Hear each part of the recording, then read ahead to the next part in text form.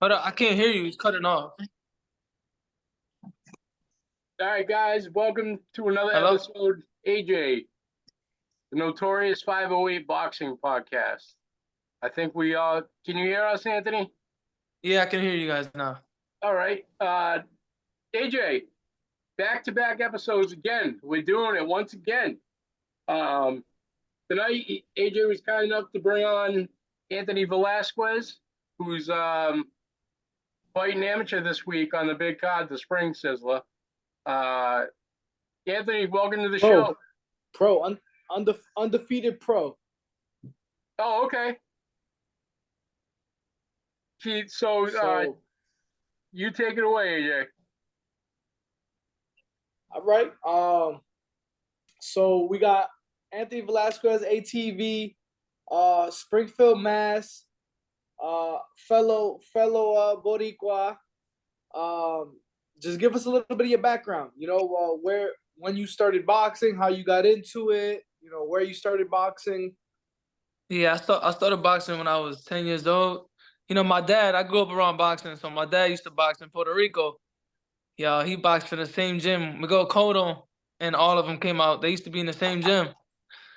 And And if I'm not mistaken, your uncle, is it uncle or cousin, is Wilfredo Vasquez? no, no. No. Okay, you don't have a world champion uncle or cousin? Nah, nobody. Puerto My dad used to box, but they ain't keep it going. Okay. It's kind of hard being a boxer, when you got no support. You got to go work. It's hard. Especially back then. I started boxing at 10 years old. I went to the gym. My first time going to the gym was when I was like 11 years old. And I started fighting. I had my first amateur fight when I was 11 years old. And ever since that, I kept fighting. And, once you get to like 17, 18 years old, that's when you started taking things a little more serious. And, here we are, just building up. Keep winning, and, we want to go to the top. We're here for that. What are some of your most memorable amateur achievements? I won Junior Olympics when I was younger. I went to Lake Placid a couple times. I've been to the Pals and Cali, but I didn't have too much. I had like 40, I think like 48 amateur fights. I didn't have that much amateur fights. Like I've always had like a pro style ever since I was young. Yeah. And like it's crazy because when I started boxing, my goal was never to be, amateurs. A lot of people want to be Olympians, and for some reason, when I was little, like when I was young, I didn't have that. I wanted to be a pro. I wanted to be a world champion, And I look at it now like, damn, it would have been, if you had the mindset going to the Olympians, it would have been a lot easier in the pros, Yeah. Yeah, But everybody's journey is different. That's true. I mean, fun fact, the island of Puerto Rico has built more pro world champions than any other place in the world. We have a world champion from the minimum weight to the maximum weight, but we only have like 2 or 3 that actually have medaled, and we have no gold medalist either. Yeah.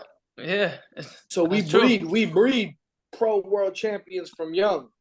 Facts. That's a big fact. Because not even Trinidad or Coto got Olympic medals. Yep. Sometimes it's good for the strength, but that's not everything. That don't mean a lot. It means something, but it's. I was telling Mike yesterday, not yesterday, the other day when we were doing the podcast, like the main differences between pro and amateur, and I was telling how I've seen a lot of dudes who were so-called nasty in the amateurs, but they don't make good pros because the styles are so different. You don't have to sit on your punches in the amateurs. That pity pat point system that don't work in the pros. That don't work. So yeah, like my style, I like to counter punch, and I hit hard, and I like to fight at my pace. Depending on what style I look at. And we're going in there to try, like what every boxer should be trying to, right? You trying to knock the other guy out. So I don't know if it's new or if I'm just noticing it or whatever, but you're now training with a very well respected and very great head coach, and Hector Bermudez. Mm-hmm. How did that come about? I know. Heck, I used to, when he was in Braintree. I don't know if y'all remember, he was in Braintree before. I used to go up there a couple times a week and stay worked with him. And Hector's he's a cool coach. I've always learned a lot from him. And now that he's here in Springfield, and I live in Springfield, so we ended up working together, and we always work good, and we always get along. And I get to a lot, learn a lot, and get a lot better. 'Cause, a lot of different fighters come in and out, so we get a lot of good work. Rocky Gonzalez, Hector Bermudez, and Louis Rosa are like my top 3 favorite coaches. Yeah, definitely. They're great trainers around here. All of them, all those 3.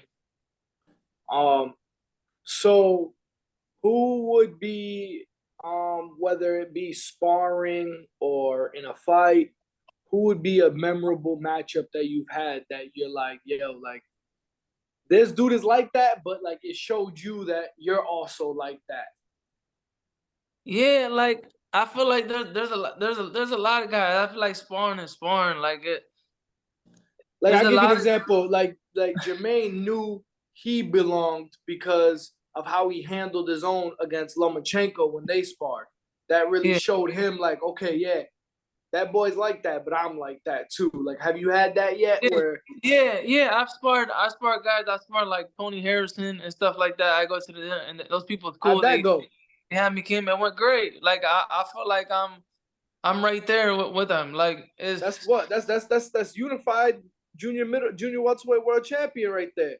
Yeah, that's great sparring. You can't pay for that level of experience right there. Nah, you can't. I was fortunate. They brought me in, and I took the experience, and I did my thing.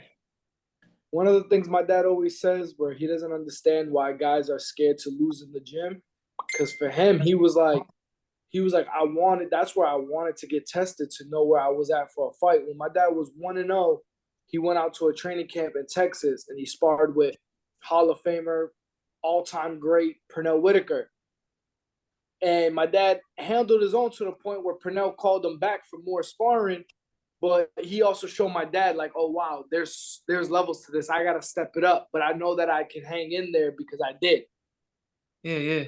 Yeah, nah, for real, for sure. Like, I got that feeling, like, sparring these guys. When I was younger, like, I sparred for Drawson, sparring all these guys. And you feel like it's just a matter of time, keep winning and waiting your turn and getting there. That's what, and getting your experience. I feel like in a couple more fights, we keep building up.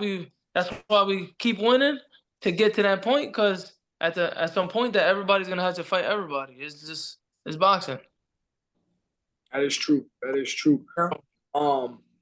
What would you say are like some next steps that you have? Like, you're what? You're now 13-0? 13-0. 13-0. So what do you see happening? We still got half a year left. So, what can we expect out of you? Yeah, we stay very busy. If I can fight five times at least this year, keep fighting up. And my team, like Hector and my manager, they got a plan, and I'ma just keep. I just gotta train, keep winning, and everything else will come. You got your eyes on your eyes on any food at your weight class? Yeah, it's gonna come. Right now, I don't want to say name, but it's gonna come. Name them. It's gonna come. It's gonna come. Tell them who gotta see you. Man, I feel like it's just I keep winning, and once the works keep showing, like once I get to that point, I'm gonna start like obviously everybody wants the opportunity, and it's gonna happen at some point. I just gotta keep winning, and I let my team Hector, and if we have to, call people out, we will. I'm excited because the first time I got to see you fight was in Springfield at the casino. MGM. The MGM. That was the first time I got to see in person. And you were supposed to get on a couple shows, and for whatever reason, it didn't end up panning out. Now you're actually on the show. I'm excited for this. Seeing how this goes. You're fighting a tough vet. you find a dude who comes to fight. I mean, he went that same exact dude fought Denzel Whitley to 10-round decision. And then we all know who Denzel is too, so it'd be real impressive to see if you beat him in better fashion than like Denzel did. Definitely, I'm going in there. I'm just gonna go and do my thing and do what I always do. Fine. Who's he fighting, AJ? What happened? Who is he fighting? So he's fighting Daniel Sostre. Oh, I gotta go back and check that out. Hold on. I keep getting a damn. Oh. You getting spammed on live? I'm getting spammed on live, like, bro.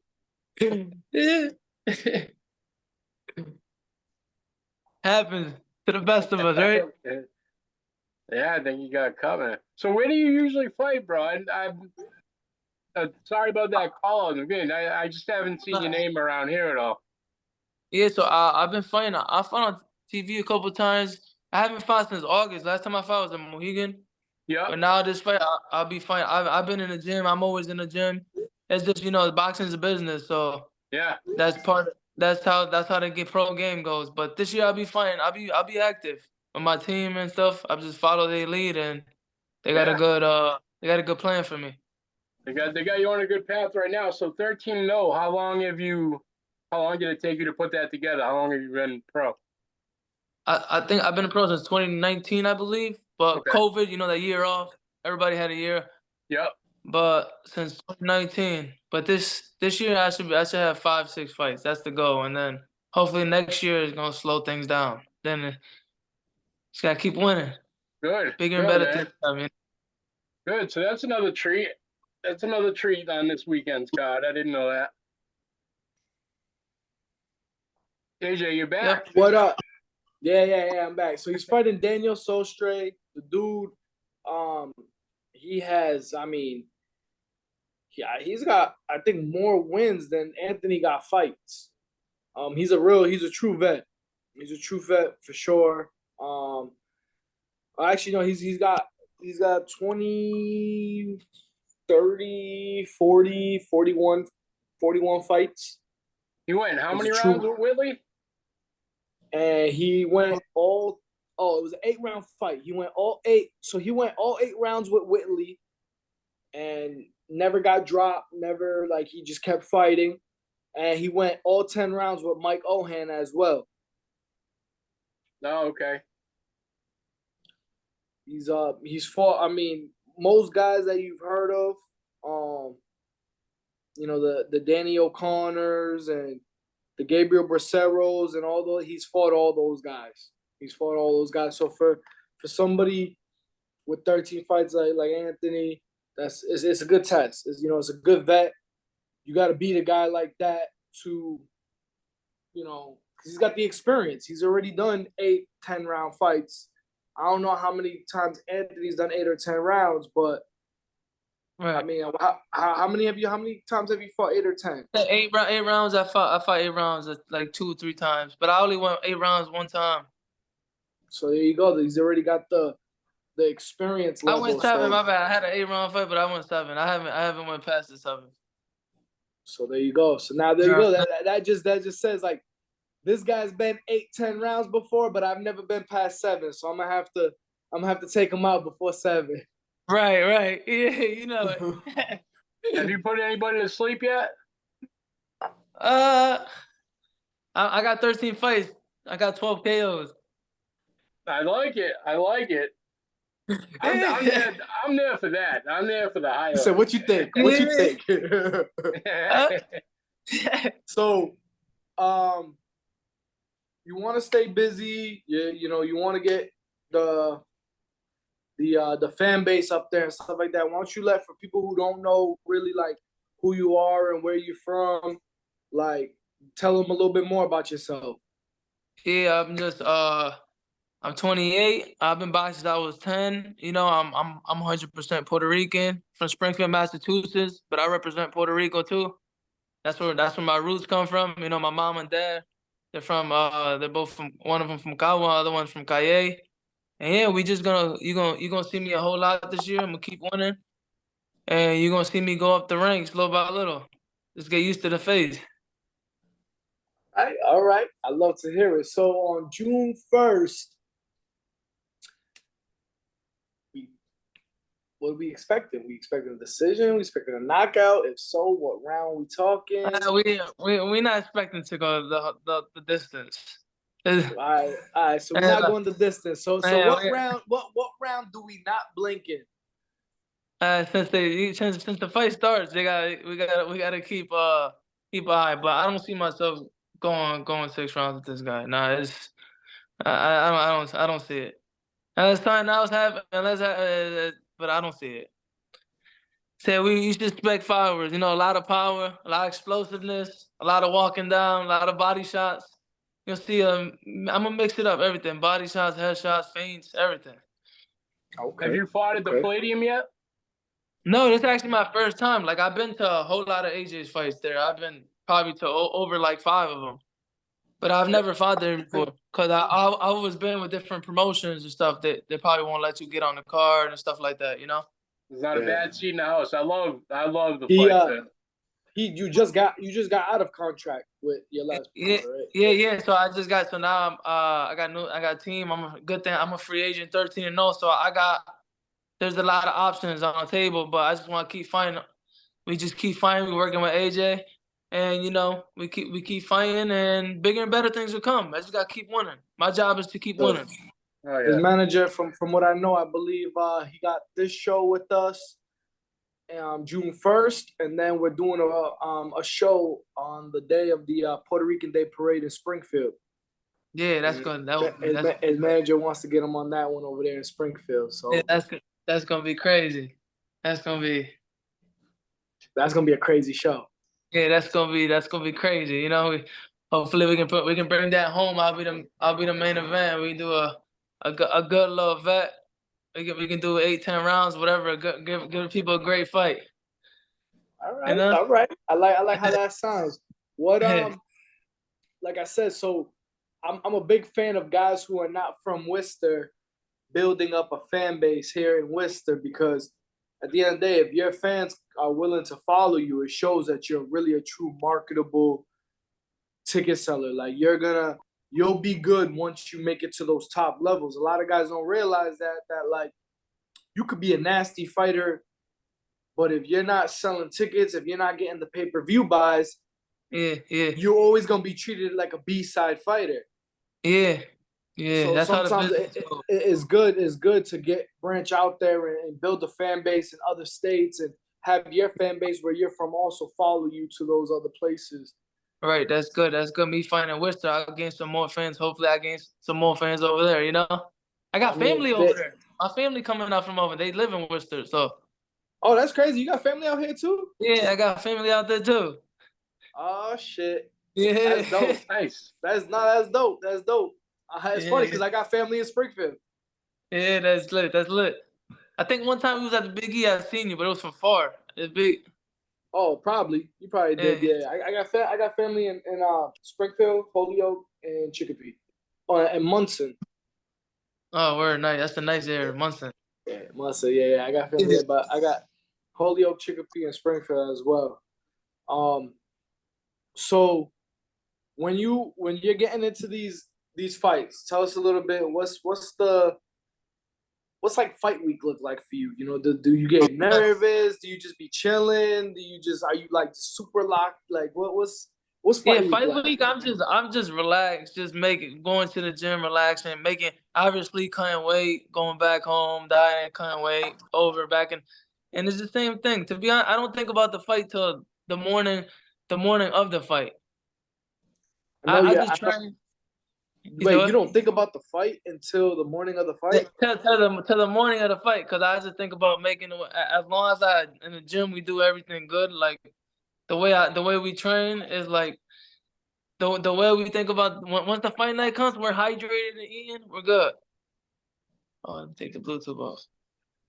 I never heard of a fighter not thinking about his fight until the day of. That's crazy. Usually most guys are like that shit is just haunting them. Even in their sleep, they're like, "Damn, my fight's this week. My fight's in a couple of days. My fight's in Because a then you be day." excited. Then you can't sleep. I feel like probably Friday night when you're high, but I just worry about, you just eat after the weigh-in. The first thing a fighter think about is food.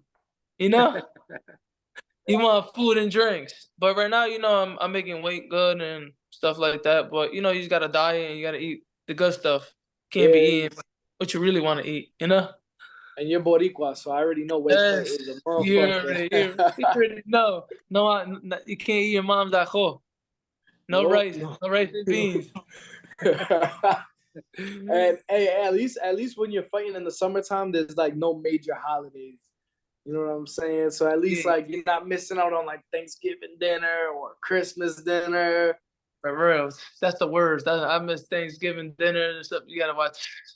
That's So the worst. you get to fight June 1st, then you get to eat, you get to enjoy 4th of July a little bit, but then you got to go back to dieting because then you're gonna fight in The September. thing is, right after the fight, we still back in the gym. We back to the gym probably Monday or Tuesday.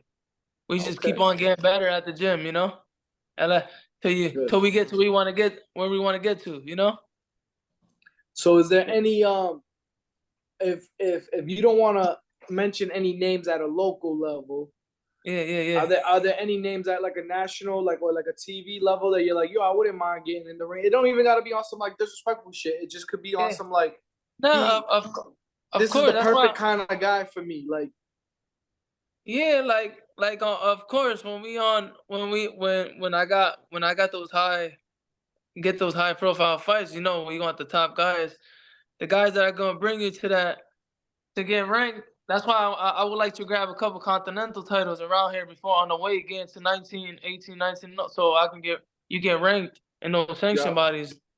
You know, you yeah, get no, ranked in no, those I sanctions, know and then a lot of smart, promoters and managers and fighters. Some of the things yeah, that they do is they'll um have you fight a guy that's a well-known name that's on his way out. So like, yeah, but it's still a good name. Like it's almost like if you fighting, for example, like I just throw Tony Harrison out there. Tony Harrison yeah, yeah. is not the guy he was when he fought Charlo, but he's still No, known in yeah, the yeah. boxing world. And if you beat a guy like that, so Tony Harrison needs you just as much as you need him because he's got to beat a guy like you to show that he's still a top level fighter, and you got to beat a guy like him to show that you're a new top level fighter. Yeah, yeah, that's how how the promoters do. That's the promoter's job to do that to make So you know you don't have anyone in mind that you're like that's man. the guy I would I like. used to I like we can think about a whole bunch, but sometimes you don't get to pick that. It's whatever falls. You gotta and others can pick, but sometimes when the opportunity comes, you gotta be like you gotta get that guy and you gotta do your thing. That's true. That's true. And then How once you would you show what you fight? can do, How huh? would you fight? How would you fight a guy like Sebastian Fondora? That's what I want to know. Yeah, to be honest, that's like a future fight. We'll love, you know what I'm saying? And that's a future, like that's a fight that we want to get to that point that we can get. But How would you fight a guy like that? That dude is what 6'6", 6'7", yeah, he's 154. 6'6". You gotta fight. You're gonna have to fight with. You can't leave him on the outside. You know that he's 6'6". You gotta hit a lot of body shots, warm down. You gotta, you gotta come up. My coach will come up with a plan, and whatever they come up with, I we'll know do. But you're they gonna have say to fight. You gotta make them fight. you're gonna have to make him fight for sure. They say iron sharpens iron. So who are some guys that help you get ready for these fights? We got a lot of sparring partners that come in our gym. Uh, they're all over, even for like different countries and stuff like that. 20-0s, 20-1s. Uh, we got vets. We got a whole lot of in our gym. Hector trains a lot of fighters, so we get all different type of looks. Lefties, And he's righties. smart. I've been to his gym. His gym is also a training camp where fighters could stay at. They could literally live at. Yeah, there be a lot of fighters. They be like 8, 9, 10 fighters at once there. So we don't know what coach just puts us against. We work on southpaws. Whatever we having trouble with, he makes us work with that style. What's the what they call him? They call him Silverback. You ever get some work in with him? Oh yeah, Silverback, yeah, all the time, man. That's my boy. We spar all the time. That's my boy. He's moving at a fast pace too. He's only what, like 5-0, and he's fought an undefeated guy already. He's moving at a fast pace. No, yeah, for sure. That's all my stable mates. He's like a quiet killer. His name is. You ain't gonna get much words. You ain't gonna get much words out of him. He's just gonna come in and just do what he do. Silverback. That's his name. No, we call him Silverback. We call him Silverback. I'm not messing with no one named Silverback, bro. The first time I ever heard that, right? I've been calling him Edwin because his name is Edwin, but it's like Edwin with like 2 E's. And at the weigh-in, I just heard people call him Silverback, and I was like, "What the hell?" Yeah. I'll avoid that one. Like I said, I don't want to smoke with nobody named Silverback. He's a killer. He's a killer for real. Like, he don't really talk. He don't say anything. He's just like a straight face. Like, I don't think I've ever even seen him smile. Even when he won his fight on my last show, he beat an undefeated kid. He was 2-0. The other kid was like 3-0. Yeah. I don't even think he smiled. I think he just won by TKO, raised his hand, and got out the ring. Yeah, he's a good kid. Silverback, he's cool.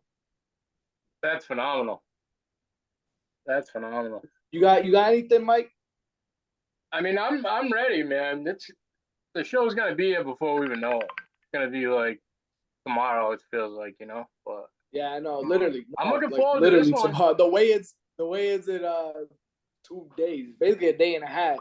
Oh, I got one. Why ATV? How did that nickname come about? It's because a lot of people call me Tony instead of Anthony. So they just put the ATV in the middle. Okay. But my manager, we got a different name for me now. Like, you see the billboard, he named me. He gave me another name, and people is going with it now. So. What he call you? I seen the billboard, but I didn't peep the name. What is it? Let me say it in Spanish. I forgot. I don't even know how to say it. He said, my manager gave me a name. I don't know how to say it. He just gave me a name, and he asked everybody's like, "Oh, that's the one we're going with." So now he's calling me. I don't know if he told you guys. Where's the name I'm looking for right now? It was on the billboard of Worcester. You ain't see it? I saw the billboard, but I didn't peep the nickname. I just saw the Anthony Velasquez. I didn't because I knew that it was there, that I was like, oh, all right. Like, I just kind of like didn't pay attention to the details. You got a billboard? He got he's on a billboard out here in Worcester. Which one? El Caballero. El Caballero. Oh, okay. Right. Yeah. That's what he's going for. My bad, Joe. That's what you calling me, because he's watched me. He watches me sparring the way I hold my. So he gave me that name, El Caballero. So now everybody's like, oh, that's perfect. So I'm just going along with it. I'm not gonna give myself a name. Hey, the best thing you could do, let the fans give you a nickname. Sometimes it happens like that. Sometimes your own team gives you one. Yeah, so that's where I go. That's what he's going by. The real important stuff. This is why I'm here. What does the walkout look like? Can we expect any fireworks? I mean, that's what I love. Popeye. Yeah, man, I got a big crowd. So they're gonna hit. It's gonna be loud every time. They always come. They support me, and Springfield. they get hype as much. Yeah, they get hype as much as me. Love it. What if you have maybe like 1 or 2 pieces of advice for because there's amateurs on the show. If you have maybe like 1 or 2 pieces of advice as a pro now, because you got 13 pro fights, what's some advice that you would give to some of those amateurs that are on the show? Just to work hard and keep fighting, even if they win or lose. It's just experience at the end of the day. A win or loss, you might learn more from a loss than a win. In the amateurs. That's a fact. you prefer to lose in the amateurs than lose in the pros. So you know how that feels like. So that won't ever happen to you again. You know, and you be more hungrier for that. Plus, a fight that you lost in the amateurs might be a fight that you actually win in the pros. For sure. Like I've had fights where I've landed the harder shots, the more meaningful shots, but they landed the more points. You know, even if it didn't hurt me. And then the amateurs, that's what gets you the wins is the points. For sure, that doesn't mean nothing. It's because there's people that beat people in the amateur, but in the pro it's a whole different. That person might not even be in that level in his level in the pros. It's a whole different, you know, it's different. So, you know, about an amateur, you win some, you lose some in the amateurs, you know.